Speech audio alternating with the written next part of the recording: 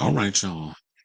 Okay, so now let's get to this messy story. So now, yesterday, I was minding my business when I came across this story, and I'm aware of Patrick McDonald because I remember like he was working a lot of reality shows, and I was like, oh wait a minute, I know her because I remember seeing Patrick McDonald. Patrick McDonald, for those of you who are not aware, I believe he was a field producer. Well, he's an associate producer. He had always graduated to doing different things as a producer, but I remember him because he was on a show on Logo called Fire Island.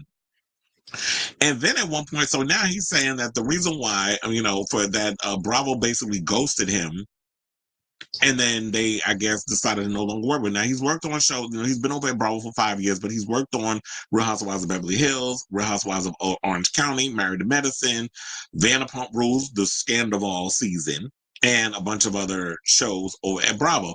But he says that he's apparently been blackballed because they discovered he makes adult content on OF. Now, I don't know if y'all do background checks. Well, clearly y'all don't, because a lot of times Bravo, y'all be letting things slip through the cracks when it comes to certain things. But I could have told you, Patrick McDonald has well, even before y'all were even aware of his situation with the OF, he was doing adult performance, like adult cinematography, acting for, I believe, was it Treasure Island Media or it might have been Treasure Island Media, because I remember he was getting gangbanged. I was trying to find a way to be clean about it. But yeah, he was getting flooded out. Bear that. So this is not news. So where the fuck y'all been? But anyway, apparently he decided to take over to the Twitter to air his grievances. Now, what I want to do is, because I don't want to hold y'all any longer, I want to play y'all the video. Now, I will warn you, the video was on damn near 18 minutes. So we're going to be here for a minute. But I'm going to put it on. I'm going to eat my pizza because I am hungry. So I'm going to play this clip. I know I don't normally eat on the job, but apparently, on the job, I usually eat during my break. But I'm gonna play this clip for y'all because there's a lot that he talks about, especially behind the scenes, certain people working with Garcelle. I think when it was an outing situation, he was referring to Kyle Richards, but we'll get into it. And then him talking about his OF content and all that stuff. Y'all should know what OF is. I shouldn't have to tell y'all. If I do, you may have to just Google schmoogle. But anyway, let's get to that clip. We're going to play her, and then we're going to come back and talk. Please hold. What's up, y'all? My name is Patrick McDonald, and for the last 5 years, I've been producing reality shows for Bravo. Most recently, I was serving as the supervising producer on Real Housewives of Beverly Hills, Orange County, and Vanderpump Rules. That is until recently, when I was iced out and essentially blackballed by all my shows after I started creating adult content on subscription fan sites. Now, why would I start creating adult content? Well, I was extremely burnout, overworked, and exhausted by the toxic work culture on a lot of the shows that I worked on. I produced 13 seasons of Bravo across 9 different shows. I'm acutely aware of the inner workings and the work culture across the board at the network. Most of these shows, you're working 12 plus hour days, 6 days a week, 3 to 4 months at a time. And then I would look at these people in my life who are content creators, and they're working far less than me, making a lot more money than me, doing whatever they want, whenever they want, living a life of freedom. By contrast, I started to look at how much of my life I was devoting to work, and it made me really start to question what I was doing with my life. Now, I'm not an idiot. I knew there was a chance when I started making adult content that it could jeopardize my work with Bravo. But on the other hand, it's 2025. There's Real Housewives and other Bravo reality stars with fan sites.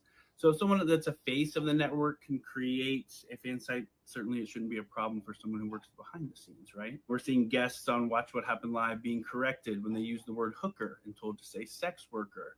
We're having adult entertainers bartending in the clubhouse. So I thought, maybe it wouldn't be an issue. Maybe then I could kind of pick and choose which shows I take, evening out my work-life balance a little bit and supplementing my income with the fan sites. I'm not sure if me being iced out was done at a network level or at a production company level, but all I know is that once I started creating this content, things went radio silent with the executive teams on my shows. I haven't heard from the exec team on Beverly Hills since we left St. Lucia, and I haven't heard from the OC exec team since we shot the last reunion, where it became abundantly clear to me that word had gotten out about my fan sites. Once I realized I was being iced out, even though I knew it was a possibility, it still hurt my feelings, to be perfectly honest. For the last 5 years, I've given so much of myself to these shows, pouring my energy, heart, and soul to telling these compelling stories, all while enduring incredibly intense pressure from a lot of my bosses. Now, you'd be hard pressed to find someone more passionate about their job at Bravo than me. I have loved Bravo and been enamored by Real Housewives ever since I saw Sheree shifting Kim Zolciak's wig out in front of Jimmy John's on Atlanta back in the day. I love these shows. I loved them then and I love them to this day. And I love them because I know how much they mean to people, because I know how much they meant to me. I was proud and honored to work on these shows. And as it turned out, I was really good at it. I came into the Bravo world in a bit of an unconventional way. Several years ago, I myself was on a reality show much like these shows called Fire Island. And I was on that show during one of the darkest periods of my life. I was battling a serious drug addiction at the time that I was keeping a secret during production. So I know what it's like to be on one of these shows while your life is crumbling around you and you're trying to just keep it together. It's a really unique position to be in, and one that's very hard to understand until you go through it yourself. Shortly after Fire Island wrapped, I was a homeless junkie, shooting up 3 to 4 times a day and was sleeping under bridges, But then I went to rehab. I got clean and I started to rebuild my life. I've been sober for about a year and a half, working 2 jobs, one at a grocery store and one cutting down trees, when I got my first offer to work on a Bravo show. I was so beyond grateful for that job because I honestly thought I'd never work in TV again. So I took it and I ran with it and gave it everything I had. I started out as a logger on Married to Medicine, and I quickly climbed the ladder from there. My next show, I got a promotion. My next show, I got a promotion. By my 4th show, I was promoted to field producer, and I was running a crew on Real Housewives of Atlanta. Within the next 2 years, I was promoted to supervising producer, working directly under the co-executive producers. And, for the first time in my life, I really knew I was great at something. And that was consistently affirmed by my supervisors and the cast members that I produced. Most of the showrunners would tell me that I was one of the best field producers they'd ever worked with. Cast members who were notoriously challenging for producers in the past, requesting that I produce their scenes. I was in my element. I was killing it. I was really freaking proud of myself. For the first couple years, I think I was blinded to the toxic culture on a lot of these shows by my excitement to be there. But after a while, I started to step back and question the way these shows were being run. I could see how overworked and stressed out a lot of my colleagues were. And I would look at a lot of the gay men who were showrunners on this show and try to picture my life if I was in their position. And honestly, most of them seemed unhappy, lonely, and some of them quite miserable. Is this really what I want out of my life? Is this the trajectory I want to continue down? So time went on, and my passion for the genre started to wane as a result by how poorly cast and crew were treated at times. And for someone who loves Housewives as much as I do, I was quite shocked by how disenchanted I became. I also developed a bit of a moral dilemma on a recent season when a cast member's sexuality was at the center of a storyline. I found the internal conversations about this person and what they were going through to be extremely insensitive, problematic, and quite frankly, gross. A person's coming out journey, if they have one, is entirely their own. Full stop. Now, let me be clear. I'm not talking about friends of this person who are also on the show who would naturally be inquisitive and ask questions about someone's life and who they're dating. I'm talking about the entity of a TV show digging into someone's sexuality in a way that's salacious and sensationalized. That's what the internal dialogue felt like to me. Producers encouraging other cast members to ask direct questions that would put this person's sexuality on the spot just felt really invasive to me and crossed the line that I wasn't really comfortable with. I would see people at the executive level who have worked with this cast member for years, seemingly very close, talk to this cast member in a seemingly compassionate way. And then when the cast member would walk away, they completely changed their tune and spoke of this person and what they were going through with such a lack of empathy and respect, even going so far as to using a gay slur, that it was truly shocking. I thought to myself, if this is how they treat this person, someone who has bled out for this show and this network in ways that most people will never know, if this. Now, hold on. Before he finishes with that, we got to address that Kyle situation, because I'm guessing, like, with the first time when I saw this video, because I did watch it all the way through yesterday, I was like, he got to be talking about Kyle Richards, because what other person on the Housewives has been having an issue where they trying to figure out their sexuality? On one hand, Kyle was playing into it. Nobody told her to play the love interest of Morgan Wade in that music video, which of course had people wondering, okay, is there a thing there and all this other stuff? And if you were on a reality show while this thing is progressing, it's like, yeah, let the cast members genuinely or curiously ask, is this somebody that you're remotely interested in? But the whole slur situation and all that other stuff that somebody was going on, I don't stand for that. I don't like the fact that we got people behind the scenes that's being homophobic in this situation, which may have played into the reason why Kyle was Kyle was being coy, but then we would never know it because Kyle always tries to play it up both sides. She always tries to have it both ways, and a lot of the way she comes across on the show, that she'll put things out there in the universe, and when people want to know what's going on, whether it is her issues with Mauricio allegedly been cheating on her throughout her whole marriage, or the fact that she might be into getting her box eaten by someone of the same gender, she always wants to kind of deflect, which kind of makes people feel like, okay, stop playing in our face. And so that's why I think a lot of people don't really have that much empathy for her. But I do agree with him when he said that, you know what, it's your journey. You got to come out in your own time. It should be when you're ready. And y'all should be trying to force somebody because y'all want a storyline. You're trying to force a situation, which he does get more into. Now, I just want to point that out before he goes on and before I forget. So now let's get back to what he had to say. This is how they talk about them. They are never going to have my back. And it turns out I was right. The circumstances around that storyline were a major contributing factor to me realizing that it was time to make a change. I also want to quickly touch on Garcelle announcing her departure from the show because I've seen some wildly negative things said about her online. I could go on for days about what a pleasure Garcelle was to work with, but if you really want to measure the character of a real housewife, ask the crew members who they like to shoot with the most. You can learn a lot about a person by the way they treat the people that they think can do nothing for them. Any morning when the crew found out that we were spending the day with Garcelle, they were ecstatic. And they most definitely do not feel that way about all of the ladies on the show. And I'm so proud of Garcelle for prioritizing her life over a television show. You know, I found many parallels between producing reality TV and producing adult content. They both offer a voyeuristic view into some of the most vulnerable and mostly unseen moments in people's lives. But I have to say that I've found adult entertainment to be far less invasive than reality TV. It's interesting because most of Bravo's shows and Housewives are centered around conflict, people hurting one another and then making up and then hurting one another again. And society deems that as perfectly acceptable. But God forbid you produce content about people pleasuring each other, making one another feel good. How scandalous, right? When it's more palatable for mainstream society to watch people hurt one another than it is to pleasure one another, it's no wonder the world's in the state that it's in. For me, my life has become much more balanced, more fulfilling, and far less toxic since I started working in adult entertainment. For so much of my life, I made decisions based upon what other people will think. What will my family think? What will my coworkers think? What will society think? Other people's opinions often shape so much of our decision making, and honestly, adult entertainment has been something I've been interested in doing for a long time, but I was too scared to do because of the fear of what other people might think. Man, you've got one life to live, and it's yours alone.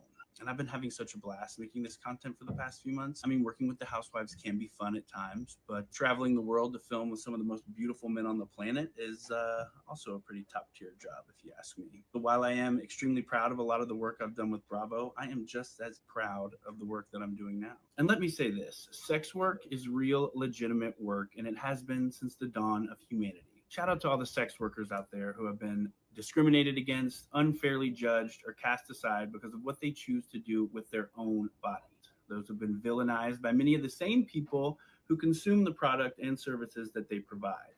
So I thank those who have endlessly battled the stigma and demanded a seat at the table, all while building an industry so massive and so profitable that it made it a safe enough space for real housewives like Denise Richards and Larsa Pippen to start creating adult content on fan sites. It occurred to me that maybe Bravo isn't even aware of some of the volatile working conditions that these producers and crew are subjected to, especially on these cast trips. On my first international cast trip, I found myself in hand-to-hand combat with a real housewife.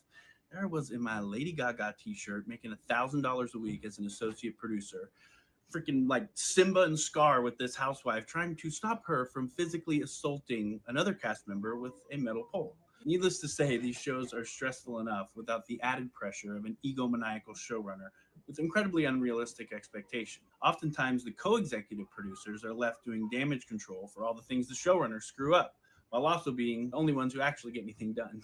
I've always been a firm believer in trying to leave a place better than you found it. So here are a few things that I think need to change at Bravo, and just a few things that maybe need to be brought to their attention.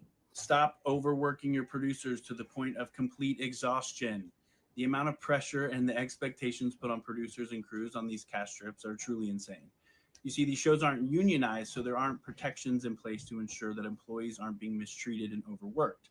Now, some shows do these trips correctly. Vanderpump Rules, for example, staggers their crews and their producers to ensure that everyone is given adequate rest. That's a testament to the showrunner and the production management on that show, the seasons that I was on it, because they actually cared about the well-being for the cast and crew. And that was reflected in the vibe of that crew. People loved working on that show because of great leadership. Winter House was another example of an executive producer who made sure that producers and crew were staggered. And that too was one of the happiest crews I worked for on my time at Bravo. On the other hand, you have showrunners that run these trips like tyrants. They expect every producer to be at the cast rooms at 8 a.m. and they will keep every producer on working until like 2 a.m. Now, if you were a general in the army, would you send every one of your soldiers to the battlefield at the same time? Of course not. Send them in waves to ensure the longevity and endurance of your army as a whole. Same thing applies here. Why would you overexert every single producer on your team unnecessarily when you could stagger them and keep everyone rested and on point for the entire battle? These trips are a battle.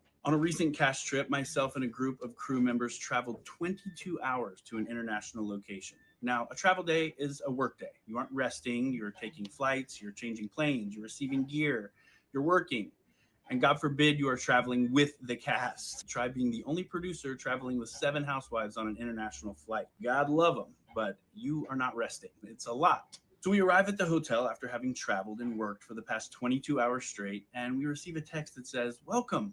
Please drop your bags in your room and freshen up and be in the lobby within the hour for a full day of scouting." Mind you, the executive producer and many others had advanced to the location days before and got a full night's sleep that none of us had. Yet, even though we had just finished a 22-hour workday, we were expected to begin another workday without a wink of sleep. That is unacceptable and I'm pretty sure highly illegal. But on these trips, because there isn't much of a network presence, the entire cast, crew, and production team is at the mercy of one showrunner. And some of these showrunners are wilding out on these trips. Now, the number of times I've consoled a crying segment producer in a foreign country because they couldn't find a pretty enough basket weaving biscuit shop that would meet the incredibly unreasonable expectations of the executive producer. Now, this job is not that serious, so nobody should be driven to the point of tears working on a show about screaming ladies in fancy places. Also, stop overexerting your crews. The camera and audio teams on these shows bust their asses following these cast members around, all while carrying extremely heavy equipment. So every measure should be taken to ensure that they are well taken care of. But unfortunately, there is this culture of content is king on these shows, meaning that nothing is more important than what will appear on the screen. Well, I'm sorry, but I think the health and wellness of human beings should be king. I can't tell you how many times I've popped into Video Village to be like, hey, B Crew was supposed to break for lunch 30 minutes ago. And I'm met with we're in the middle of a scene, we'll break them when we can. All while this guy's like sipping on a Diet Coke and eating a cheese plate without even consulting the people that are holding the heavy cameras.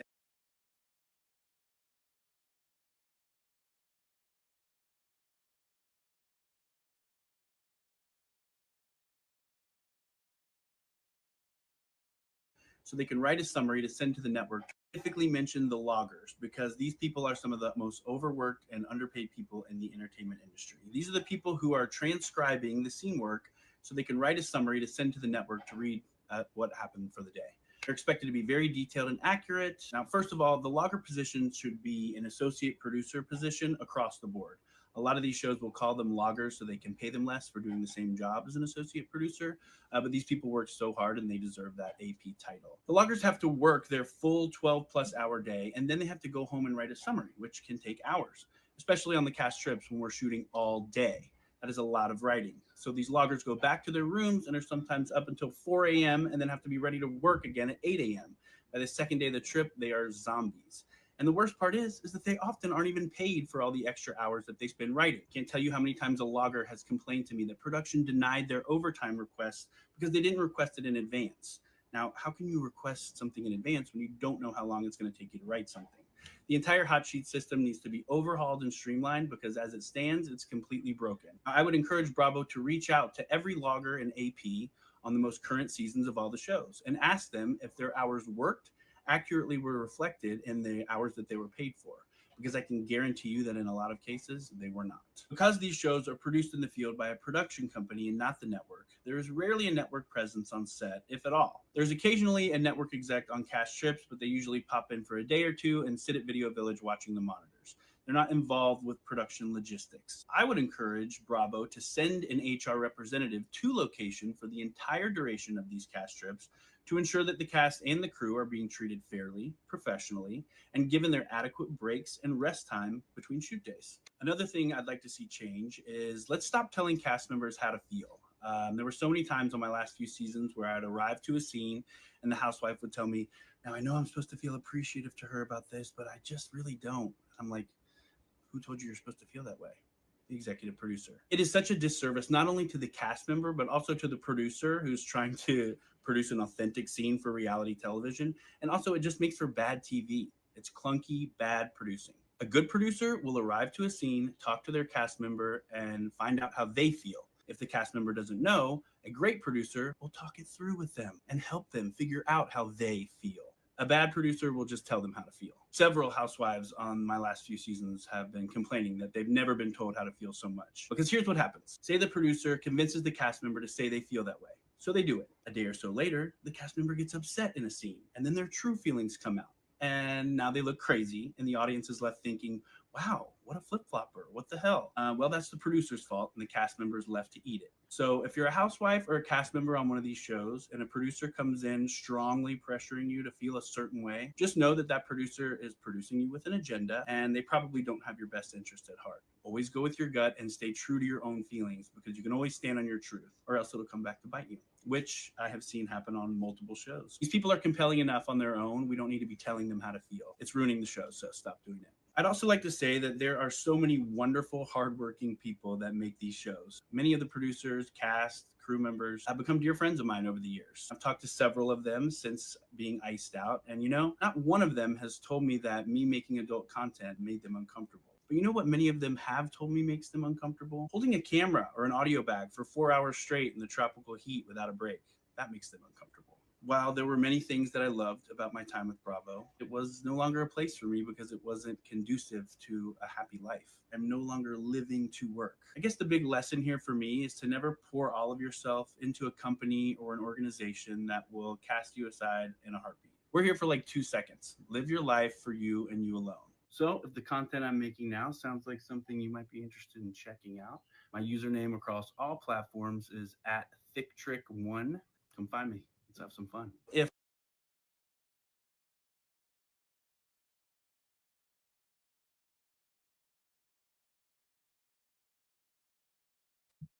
Let's have some fun. This beat is sick. I want to take a ride on your disco stick. I was like trying to pull it up so that way y'all can get the thing again. Hold on. Let me move this banner out the way. Cause I'm sitting there saying, you want to know something, Patrick? I actually agree with every word that he said in that whole situation, because I was like, you want to know something? This is why I'm like, at the end of the day, I don't know if I would ever do a reality show, because the way y'all be treating people up in there, you're not unionized. This is why they were saying something or another that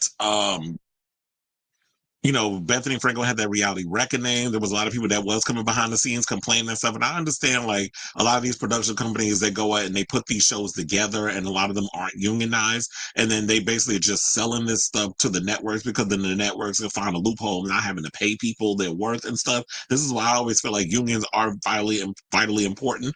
Hence, the Hollywood union, where they have the actors, they have SAG-AFTRA, they have their own union. There's other people that have unions, directors union, things of that nature. I do feel like reality stars should have a union. I understand, a lot of these people are just looking for an opportunity, want to make a whole lot of money. And a lot of these people that's on these housewives, yeah, they got money because of who they married to. But the reality show is, they ain't really, the reality is they're not making a lot of money from these reality shows. And the reality TV shows that they appear on is basically a stepping stone for them to promote all the other things that they do. So, I'm definitely with him on everything he had to say in that whole situation. And yes, to answer your question, magical, what was it? No, this was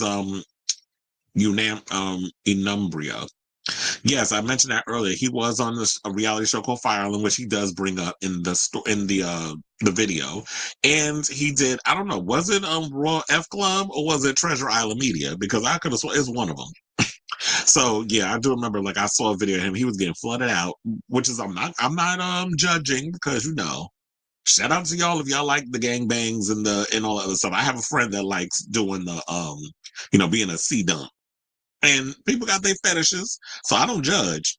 Any kind of sex, as long as it's consensual, as long as you know what you're doing, and as long as you're being safe about it in the context of you ain't got a bunch of you're not getting your back blown up by a bunch of serial killers, then you good.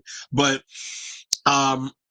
oh yeah, trust and believe. There's that too with the whole reality stars showing up late and a lot of diva behaviors and stuff. Because, like he said, when he mentioned in the video that when it came to Garcelle, a lot of people giving Garcelle a lot of hate on the show, or when she was announcing that she was leaving. But people said that, well, everybody who got to work with Garcelle said that she was a class act, she was professional, they love working with her. The same cannot be said for a lot of them other women that they've had to work with on the show. And I do think it is crazy that you got me traveling to an international part of the planet, and I'm jumping on multiple planes. I've got jet lag.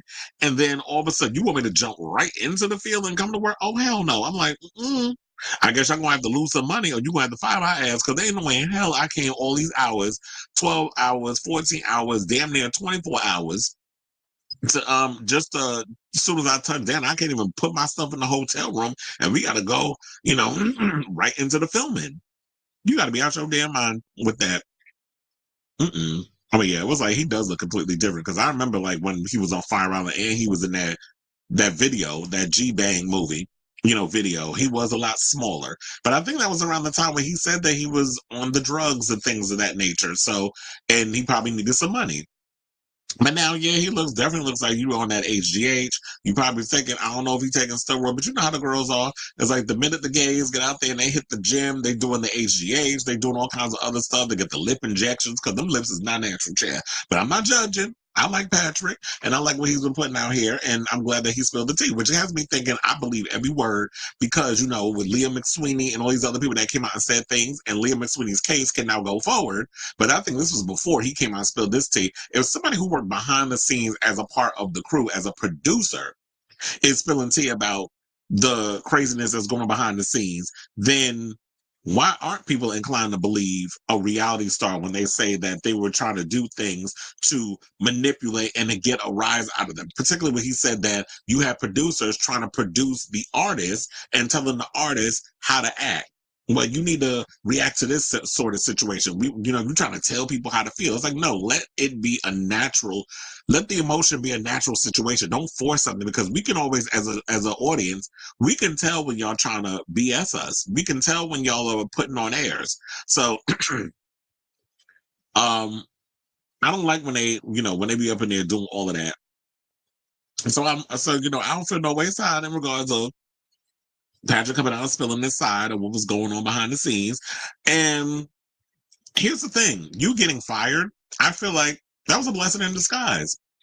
Because, and I always look at it that way, because I know, like, I trust and believe, I've been fired from many jobs, and I'll be feeling real upset about it, because I'm like, damn, now I got to file for unemployment. I ain't got no money going to be coming in because I was working that regular job. But then you realize when you look back on it, that job, I hated being there. The people got on my goddamn nerves. My patience was tested. And then it's like, all the complaints, like when he was bringing up about Bravo, that would have been me doing the same damn thing. So when they fire you, that's literally how I look at it. It's the universe saying, you know what? Because you're not going to actually go and quit the job. Because if you quit, you're not going to get no unemployment. Firation always gets you unemployment, in case people didn't know that. And you're going to continue to be miserable, continue to just be moving along like a zombie or whatever the case is. And then when you get fired, like, damn, now I'm mad. What am I going to do? It's like because we're conditioned to believe that, yeah, you have to get up, do the job and all this other stuff, but you're killing yourself. You're wasting away a lot of hours, a lot of time. You're not spending time with your friends. You're not spending time going out and doing things and enjoying life. At least when you do content, it's like, yeah, you get to travel the world. You get to have sex with a lot of amazing men. And you got the body, you got the looks, people like, his features and things of that nature. Even if it does take a little needle getting injected in your lip and a little Botox. It's like, people like all of that. This is like a standard Chelsea Queen look. Or I guess some people view in LA would say West Hollywood, but this is the Chelsea Queen look. I think he lives in New York. But anyway, shout out to you, Patrick. I know it sounds like I'm reading. I'm not. I just be, when I talk, I just be saying some stuff and it comes across as shady. But shout out to you. I'm glad you came out and spoke out. But I wonder what's going to become of this? Because I do feel it's quite hypocritical. You got Denise Richards up in here and her daughter, Sammy, out here doing OF content. You got Larsa Pippen thirsty behind out here doing OF content. You have a lot of people. Didn't he have Raheem Shabazz not too long ago? Andy Cohen on Watch What Happens Live in the Clubhouse behind the bar. Like, you be allowing adult performers and you allow OF content creators on your show to be in the background. You do drag queens too, which I'm like, I don't know why you don't put them in the chair. You put them behind the bar to just be background fodder. But he has these people on the show, so it's cute. We can celebrate these people as background noise and decorations and tchotchkes.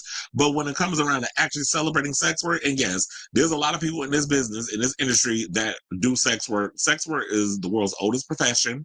We need to stop judging people on that type of profession. And I do feel like, yeah, in so many ways with him, he was like, people would judge. I was always worrying about what other people think, but now that I'm out here doing OF content, I get to make my own hours. I get to do whatever I want to do. I'm not sitting out here working 14 to 16-hour days for 3 months straight, 6 days a week with no rest. And I'm exhausted and I got an attitude and I don't want to be around nobody. I don't want to deal with nothing. But at least if I do content, it's like, yeah, it's a lot more work, but I can make up my hours and it's so much more rewarding. And I get a lot of time for myself as well. Because, after you do the performances, down to the promotion. Kind of like what I do with this show. It's like, once I'm done with this live stream and I cut up these episodes, there's a lot of work that goes into constantly promoting your product. So I say all this to say, to wrap all this up, what do you guys think of this story in regards of the tea that Patrick McDonald spilled about what was going on behind the scenes at Bravo, and how a lot of times when you're not unionized, how they take advantage of a lot of their talent, a lot of the crew,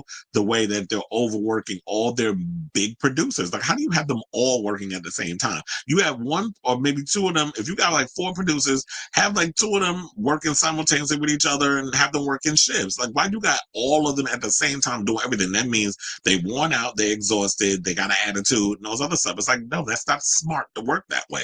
It's like the way he was describing the producer behind Vanderpump Rules. I'm like, that sounds more like a way to go for me, but I don't know. At this point, I don't even think Vanderpump Rules coming back. They done got rid of the whole damn cast. So I say all this to say, whatever your thoughts are, let me know in the comments down below.